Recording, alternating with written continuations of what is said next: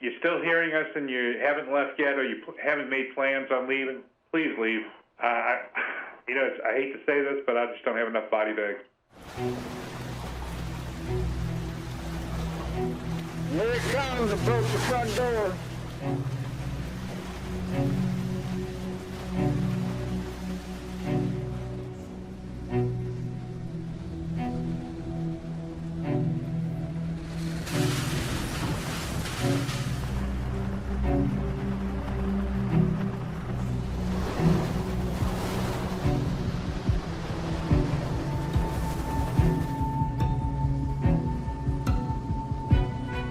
In order to prevent something from happening again, you got to understand why it happened in the first place.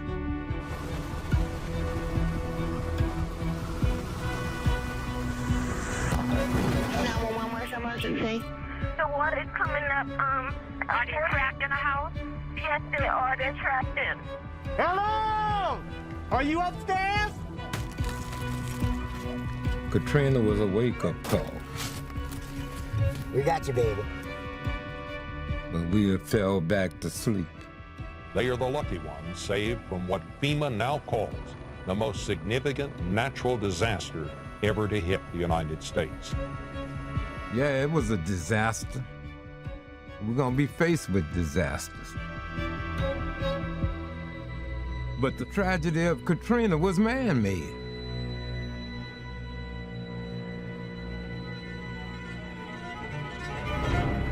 We go baby out here. They don't have no formula, no water, and they want us to survive out here. Where's FEMA? Where's the man? Katrina was a hurricane of governmental failure. And it was a hurricane of mistruth and injustice. One of the police officers told me was it is a war zone out there. People are losing their minds. My grandma, or one of y'all, if y'all out there, you heard me, and y'all hear your son, just let me know y'all living, you heard me?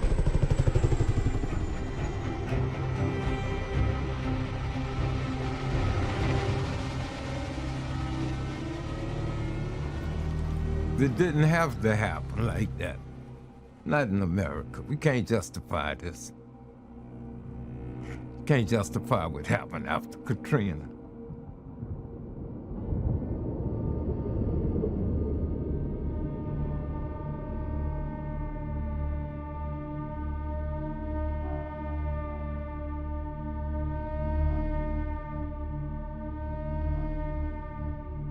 Tropical depression number 12 is churning tonight near the Bahamas. It's going to be moving very slowly for the next 2 to 3 days, moving in the general direction of Florida. If it does grow in strength and become a tropical storm, it'll be named Katrina.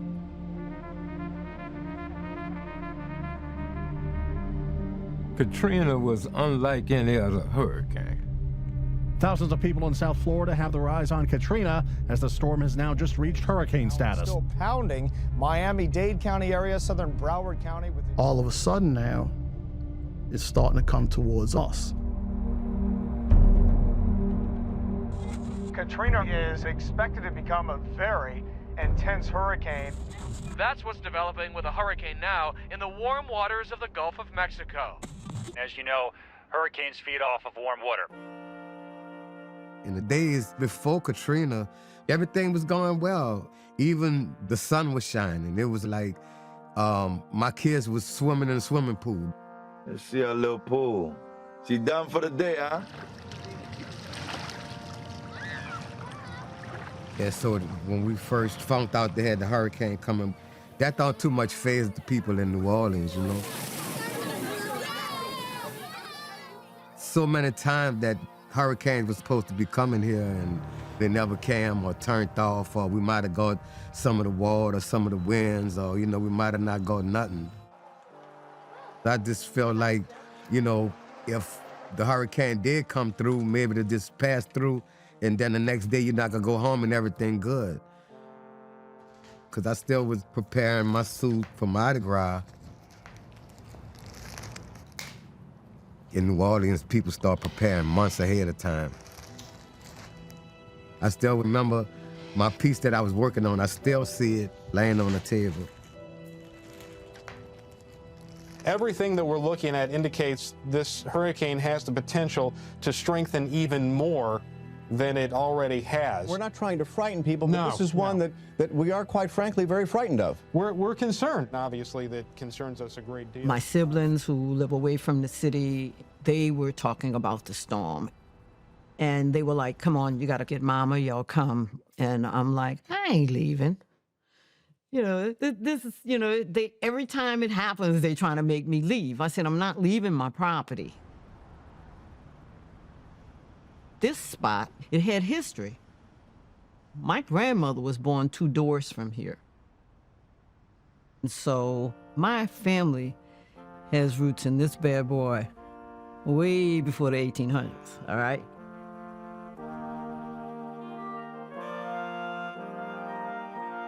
New Orleans is identified by the wards. If you ask somebody where they're from, they'll say the lower 9, upper 9, the 7, the 8. New Orleans East, the Treme. What neighborhood you were from basically tells a story about us. The 7th Ward, that was our whole family. And in the lower 9th Ward, there was a lot of poverty here. However, there was always a lot of community where people looked after each other. The people put their heart and soul into this city to make it grow and to make it a better city. That yearning, that culture, that music, that language that no one else could understand, that close-knit community. Everything changed that day. WWL First News. Southeast Louisiana is now in the direct path of Hurricane Katrina. The way I remember it, it started moving further west. Hurricane Katrina continues to move west in the Gulf of Mexico. The big question is... Look at this cone of error here. It basically runs from Pensacola out to south-central sections of Louisiana. Fear started to seep into everybody here in the city, and certainly at the station that I was working at. From WWL TV. It was like, okay, this is really serious. This could turn out to be the big one. Here's the projected path on Katrina. Right now, what the weathermen were forecasting by Saturday was that this hurricane is too big to turn. It's gonna hit us. At the LSU Hurricane Center, from early on the Saturday morning, we were running storm surge models as Hurricane Katrina was approaching. And we knew then and there, this was going to be a catastrophe. I had obtained a model from Louisiana State University of the potential for storm surge from that morning's hurricane predictions. Storm surge is that elevated water that is pushed in advance of the winds of the storm. In New Orleans' case, that water comes in either from the Gulf of Mexico or from lakes to the east and to the north, especially Lake Pontchartrain.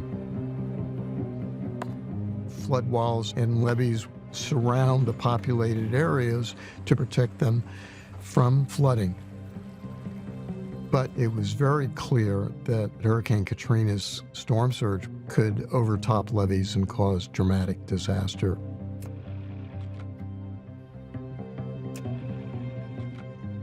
For years, I tried to warn about something like Katrina, that we were sitting on a ticking time bomb.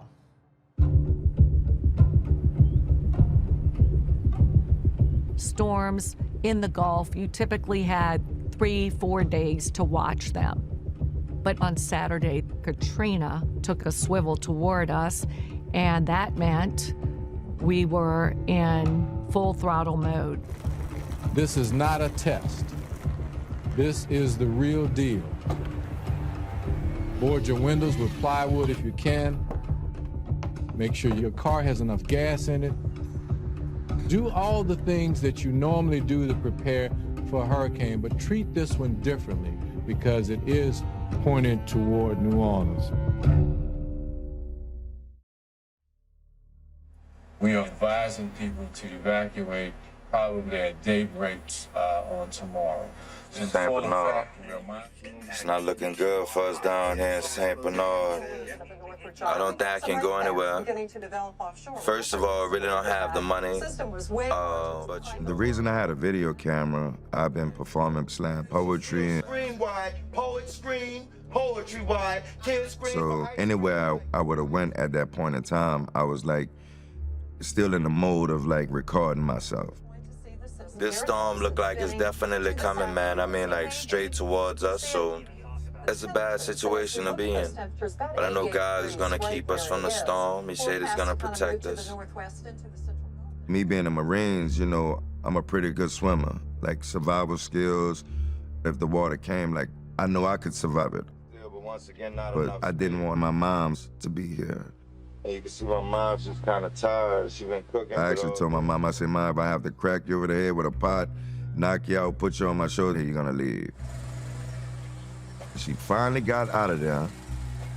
But for myself, I didn't want to leave because I didn't know what we was gonna be coming back to.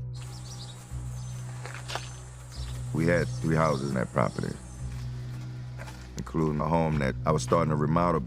Like on my crib. It's coming along.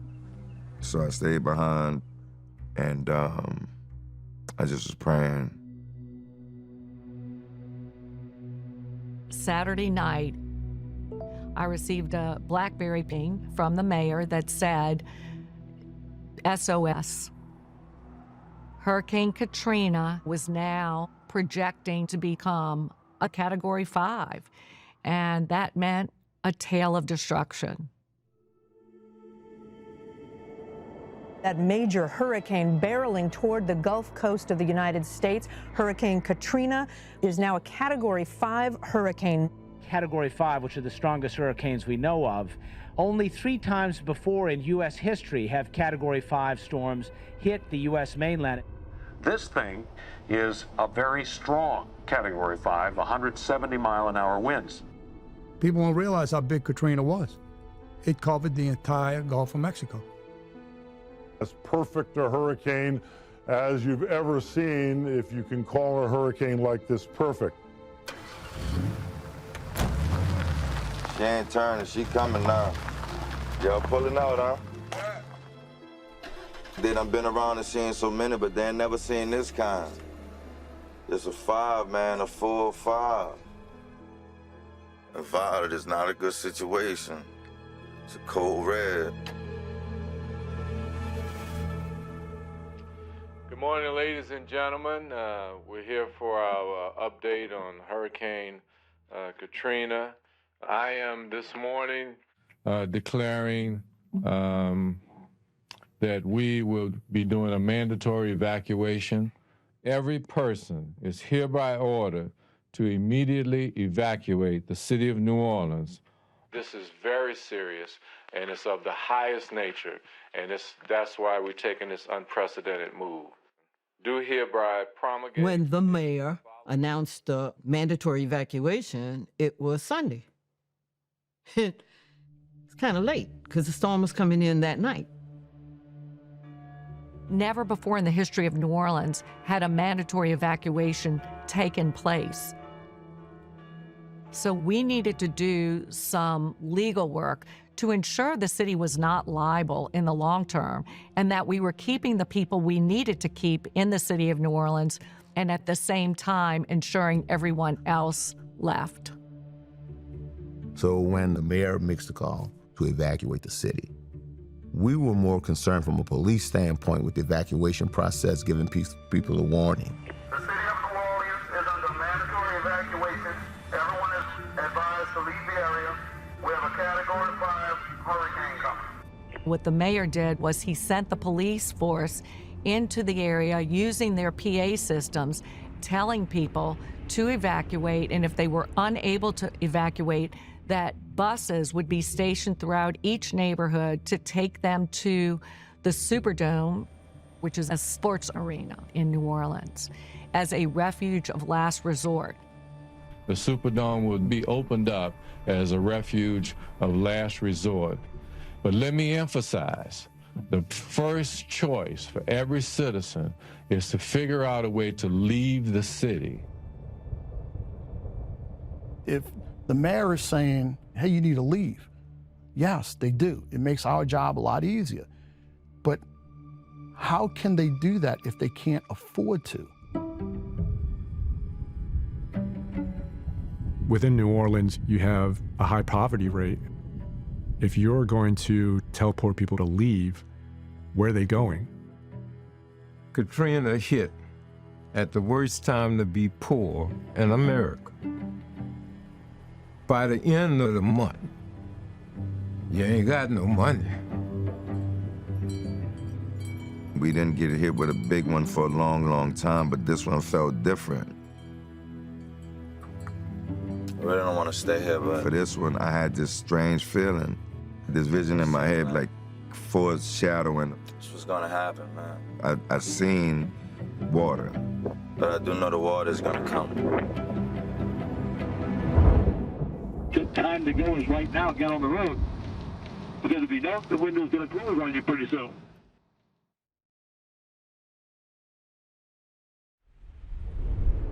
On Sunday, we all went down by my mother's house, then the 7th Ward, to go and check on her. It was like 5 of us. We had the twins. The twins was like 3.5 months. And then it was my brother and my niece, Precious. At the time, she had lupus, but she was in good health. By the time we got to my mother's house, the clouds and stuff started coming in. You could see how the skies is moving. So that's what it's like right now, with Category 5 about to come through. Man, I'm like ready to go. We're gonna try to get to Baton Rouge, man, with a half a tank of gas. Hopefully we don't get too trapped in traffic. One of my mama relatives, cousin, he just walked through the cut and I was like, man, where you going at? Me and my cousin got enough gas. Just enough to get us there. I don't know if we can get back, but if we can get some shelter, we'll be all right. So I was able to get him, and we was able to move forward, I would say. We wasn't completely out the woods, but just moving forward. Now we about to leave out, man. Me and Cousin headed to Baton Rouge. But I don't think 175 mile per hour winds we can handle down here. During the time of Katrina, there was an evacuation ordered, and what frightened me was the number of people that were still in the city. Obviously, firemen need to be ready to rescue people. And if you're in a fire station that's not well located, you're not going to be able to rescue people. So for our area of last refuge, we were going to Lake Marina Tower. That's the building we're going to be in, right up there. Lake Marina Tower is at the northernmost part of the Lakeview area. That was higher ground than most of the surrounding area. As the city was emptying out, I was on Interstate 10. These thousands of cars going past me and my photographer, all going one direction, which was out of town. Then we got back on the eastbound lane and went into the city. We went to the Hyatt downtown, and we stayed there because the mayor was staying there and the police chief was staying with him as well. The Hyatt Regency had areas where we could hunker down and actually spend the night. So we brought our families over to the Hyatt Regency. And at the time, my wife was 8 months pregnant and I had a 3-year-old. So I was happy that we had somewhere where they could be safe and I could do my job. Already hundreds of people have made their way to the Superdome, driving cars, walking, taking buses, getting here by any means they can. There's at least 2,000 people here, and buses are continuing to pull up as we are here, bringing more people. I get a phone call pretty last minute, letting me know that they had made a decision to open up the Superdome as a shelter of last resort, and that the National Guard had gotten the mission initially to screen, making sure that anyone who came into the dome wasn't bringing things that were potentially hazardous. You're thinking in terms of hopefully the dome turns out to be a safe place for all of us to be, and be prepared to maybe stay there for a day or so until it's safe for people to go back to their homes.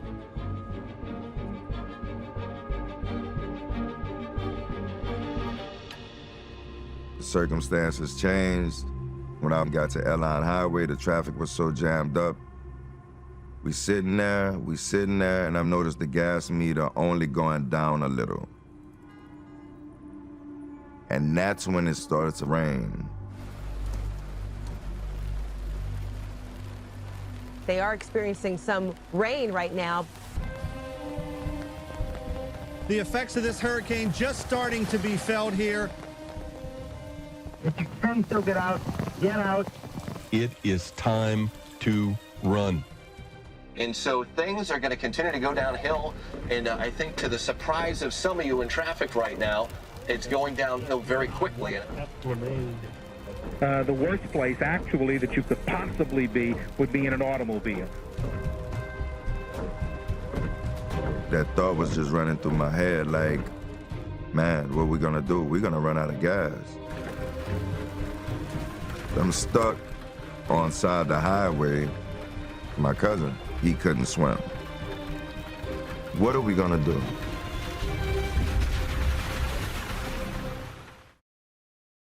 Take a look at the twin spans in terms of rain. We've got some heavy cells around, especially over Lake Pontchartrain.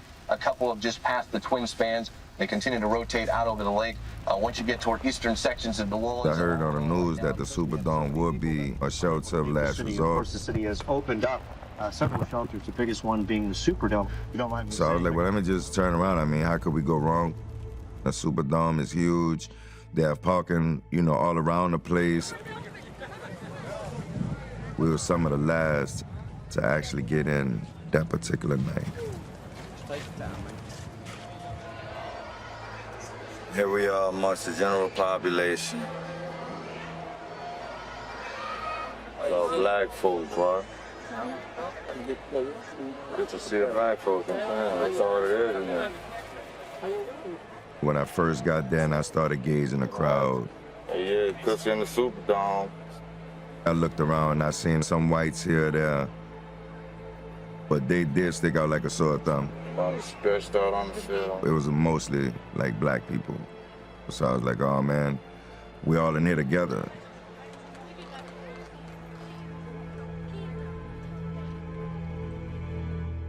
We're here at the Louisiana Superdome.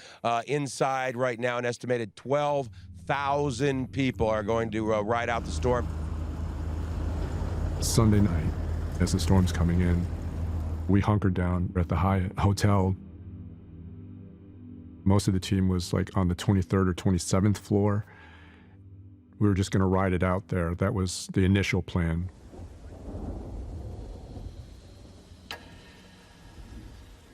The calmness before a storm is one of the most peaceful, scariest things that a person can experience.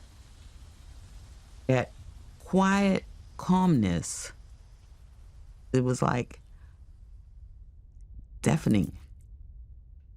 It was an eerie feeling that you knew, oh, this is gonna be bad.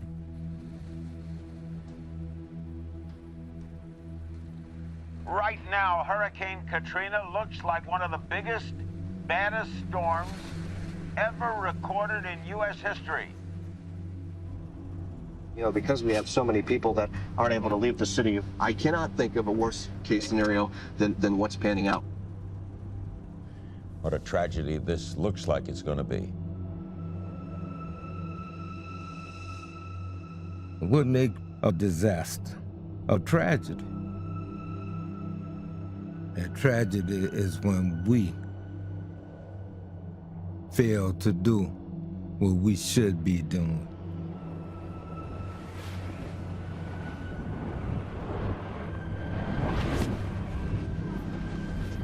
And the first tragedy of Katrina was not being prepared,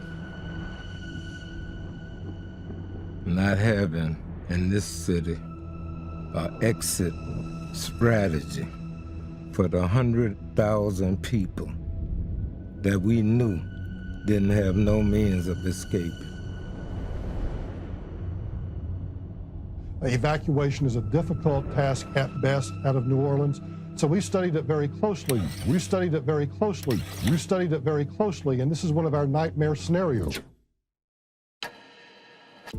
Hurricane Pam, a federally funded exercise to plan for a catastrophic hurricane in southeast Louisiana.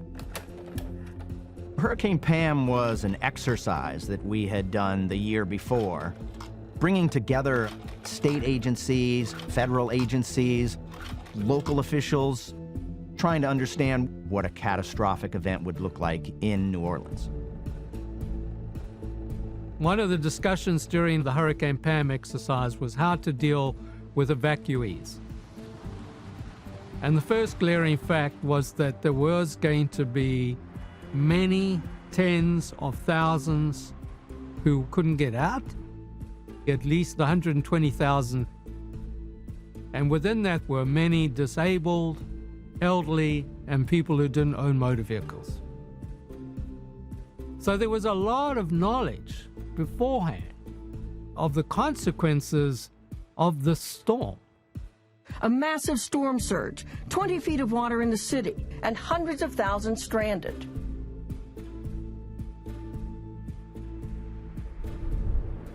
I have seen destruction from hurricanes, and I didn't want to be in it, but I just really didn't have a choice.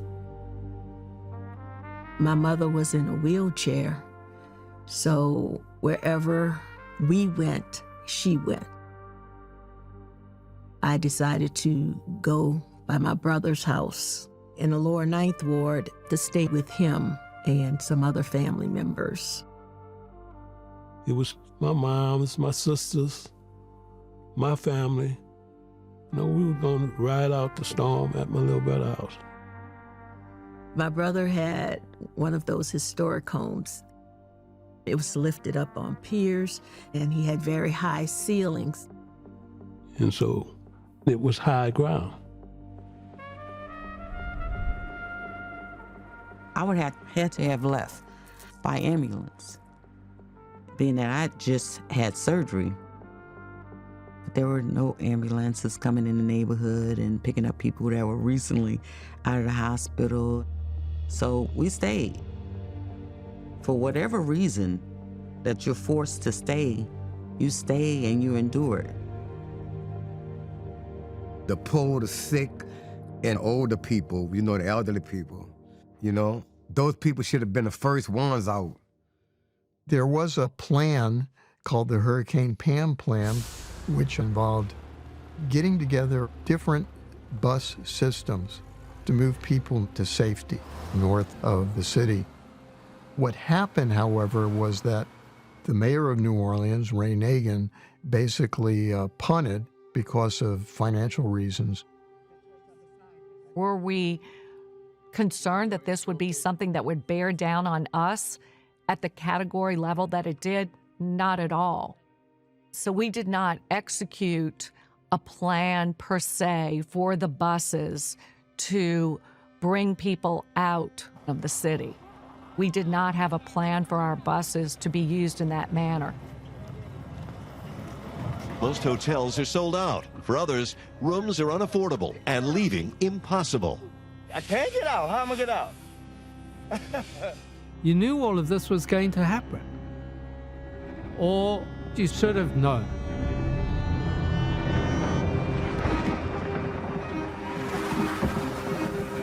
The main outer core is approaching right now. Get ready.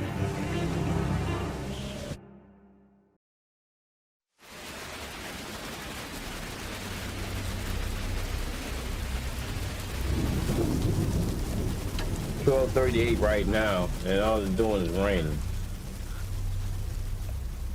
That night, about 12 or 12:30, it started raining hard. The winds was blowing. Oh, the wind is picking up kind of big, baby.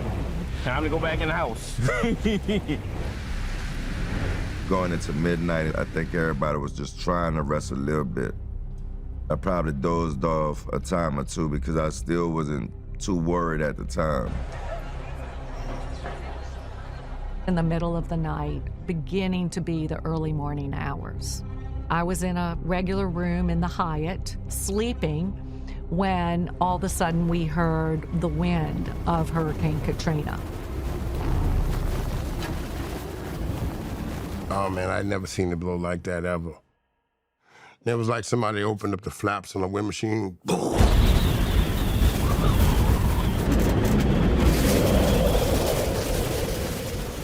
Hurricane force winds should extend as much as 100 miles radius beyond that eye of Katrina. And then that wind starts, and the destruction starts at that point.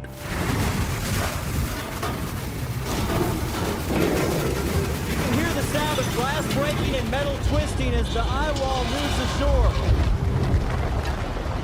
We have seen transformer blue flashes out on the horizon, and that's an indication that the powers are going out in many areas. Just like that, in the middle of our story, the street lights went out.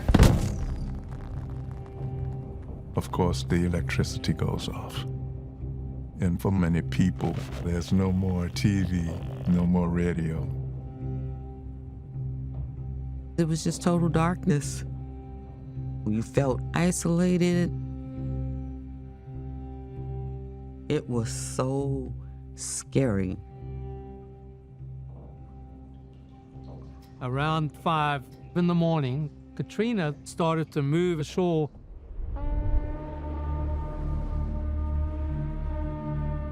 The storm wasn't a Category 5 when it made landfall. If you're just tuning in here in Louisiana, we're waking up to a Category 4 hurricane, but it is just below Category 5. When it made landfall, the storm goes on the east side, the eye of the storm. Missed New Orleans by 35 miles, but it went directly through St. Bernard Parish. I was in a Valley Canal in St. Bernard. My boat's up against the levee, and that's where the hurricane hit us. It was something you'll never forget. From my boat, what I see is the surge. It's coming out with full force, and the waves hit them levees every 7 seconds. The height of a levee is just as big as a wave at a hurricane. It was no way that was gonna hold. The water starting to come in over the levees. Even though the eye of Katrina didn't even hit New Orleans. In the back of my mind was the waves from the Gulf of Mexico hitting the wetlands of coastal Louisiana. Since the 1930s, we've lost over 1 million acres of our coastal wetlands. And that's our outer line of defense for storm surge. That's what really used to knock the stuffing out of the storm surge. And as a result, every year the potential surges get worse and worse and worse. So this storm, a Category 4, Category 5, is our worst nightmare.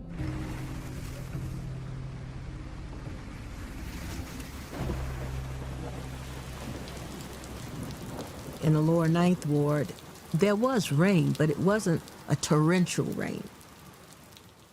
When it comes to flooding, the lower Ninth Ward usually did pretty good. In the lower Ninth Ward, we didn't really flood. We got flood water in the streets.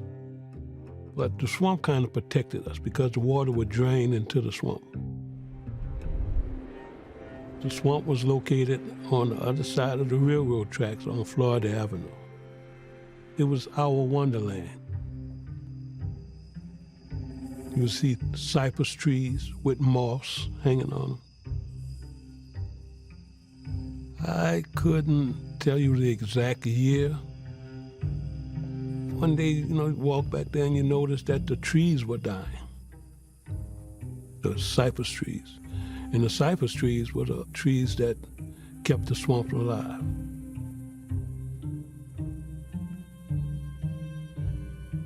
When I initially arrived in the 70s to do my graduate studies, south and east and west of New Orleans were huge cypress swamps.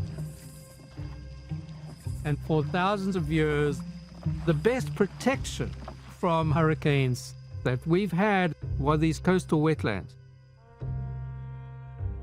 Here's the wetland, here's a lake or bay. The storm surge comes along, and then it hits the wetlands. The trees form like a maze. The water's got to go around this tree, then go around that tree, then go around that tree. And so the storm surge gets rapidly reduced. But it didn't take me long to realize that Louisiana is losing its wetlands at a hell of a rate,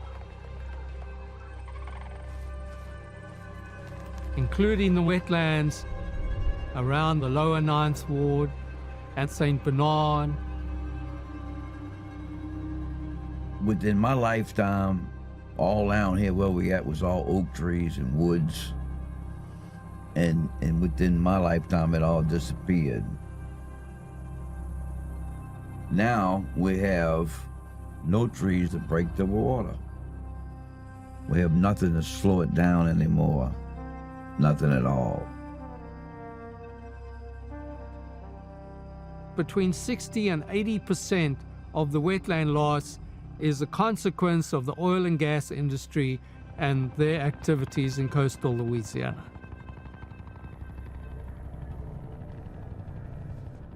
It's the oil industry. They're the ones who caused this. But each one of y'all came up in here in a car. All of y'all buying their products. You can't throw blame at them without accepting your blame. That's what makes it a tragedy. Because we are so drunk on prosperity. We done destroyed that first natural line of defense.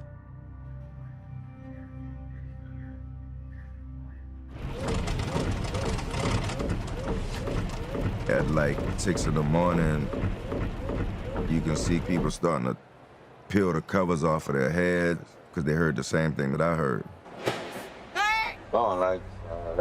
I'm like, what is that? And boom, you hear just rumbling. Yeah. And that's when we first seen the water. Oh man, they got water coming. We have rain inside the Superdome. I repeat, rain inside the dome.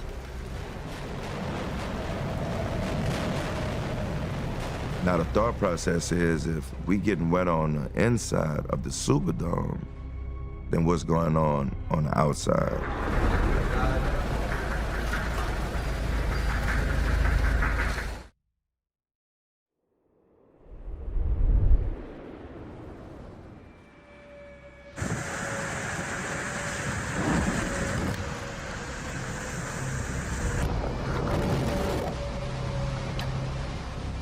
It was a complete mess for a while, and well, my boat's up against the levee, and I had to go off there up on the rigging and secure the lines a little better. So I got swiped off the rigging, wound up hanging on a rope.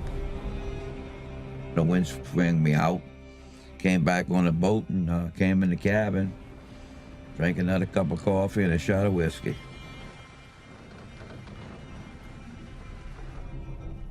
Then for a moment, when the eye of the storm came in, everything calmed down.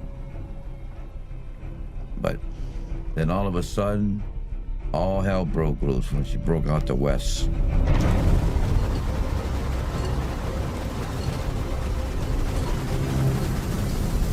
Second half of the hurricane was worse than the first half. The winds have really picked up here. It feels to me that this may be, for us, the worst part of the storm.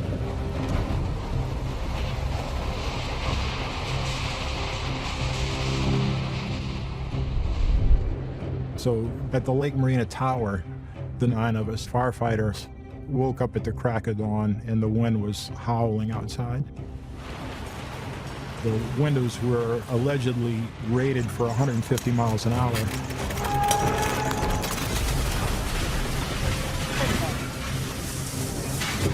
Well, as you can see, our situation has deteriorated. But they blew out in the front and immediately vented out the back. In those early morning hours, when Katrina hit, I was in the Hyatt Hotel along with the rest of the executive staff of the mayor. But then, all of a sudden, we heard windows begin to break. We had someone come over the PA system and they said, we need everyone to evacuate to the 3rd floor of the hotel. They made the right call in telling us to evacuate to the atrium because looking back at it, I mean, it was absolutely shredded.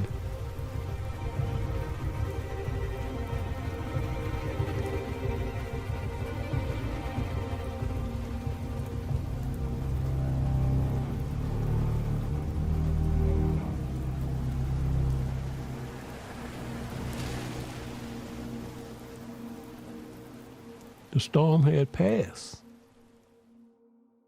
We were all relieved. No, we had survived it. Having seen what we did in the last couple of hours, this is looking relatively calm. I have seen a few cars out and about, a few police cars that seem to be making the rounds. But one of the things that's most interesting to me is the water level in the street underneath it. It looks definitely as though it has dropped to some considerable degree. After the storm hit, it was like 4 inches of water on the street, and it wasn't flooding or anything. Right where we were was maybe about 7, 8 inches in the streets, which wasn't a problem. But it was weird because I'm seeing more water coming up in the street than we normally do.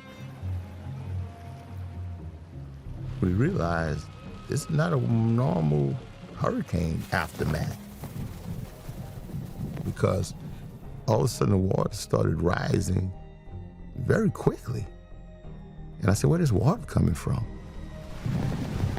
I had to leave out of my house, man. I don't know whether that water's coming over that levee or what. We were 19 stories up in Lake Marina Tower. So, yeah, we had quite a view of the entire city. As you can see from here, it's pretty much complete devastation across the city. It was apocalyptic.